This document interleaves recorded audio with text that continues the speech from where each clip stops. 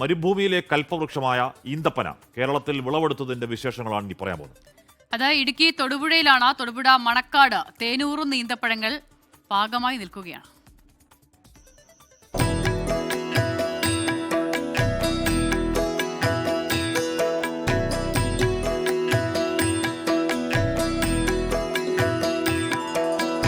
മരുഭൂമിയിൽ മാത്രം വിളയുന്ന ഈന്തപ്പഴം പക്ഷേ അതിങ്ങിടുക്കിയിലും കായ്ക്കുമെന്ന് തെളിഞ്ഞിരിക്കുകയാണ്. അലങ്കാരച്ചെടിയായി മാത്രം പലരും വളർത്താറുള്ള ഈന്തപ്പന കായ്ച്ചപ്പോൾ നട്ടു നനച്ചവർക്ക് പോലും ഒരല്പം അത്ഭുതം.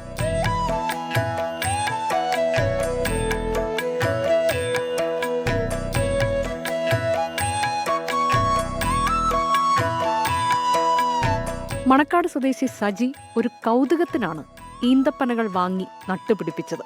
രാജസ്ഥാനിൽ നിന്ന് 30,000 രൂപ മുടക്കി 2 ഈന്തപ്പനകൾ എത്തിച്ചു. ഫാം ടൂറിസത്തിന് മോടി കൂട്ടുകയായിരുന്നു ലക്ഷ്യം. എന്നാൽ 4 വർഷങ്ങൾക്കിപ്പുറം പനയിൽ ഈന്തപ്പഴത്തിന്റെ കുലകൾ നിറഞ്ഞു. ഞാനിത് കൃഷി ചെയ്ത് 4 വർഷമായി. 4 വർഷം കൊണ്ട് നമ്മളിത് നന്നായിട്ട് ജൈവവളം മാത്രം ചേർത്ത വളർത്തുകയാണ്. പക്ഷേ വെള്ളം ഒഴിക്കുന്നത് വളരെ കുറച്ച് വേണം. വെള്ളം കൂടുതൽ ചൂടിലേക്ക് നിന്ന് കഴിഞ്ഞാൽ കായ്ക്കില്ല എന്നാണ് പറഞ്ഞത്. അപ്പോൾ നമ്മൾ അതുപോലെ വെള്ളം വളരെ കുറച്ച് വെച്ചു. ജൈവവളം നന്നായിട്ട് ചേർത്തു. ജൈവവളം ചേർത്ത് കഴിഞ്ഞപ്പോൾ നമുക്ക് നല്ല രീതിയിൽ തന്നെ കൊലച്ച് കായുണ്ടായി നിൽക്കുകയാണ് ചെയ്യുന്നത്.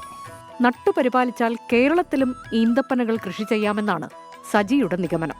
പ്രത്യേകിച്ച് സംസ്ഥാനത്തെ ചൂട് കനക്കുന്ന സാഹചര്യത്തിൽ കായ്ച്ചു നിൽക്കുന്ന ഈന്തപ്പനകൾ കാണാൻ സന്ദർശകരും ഏറെ. 24 ഇടുക്കി.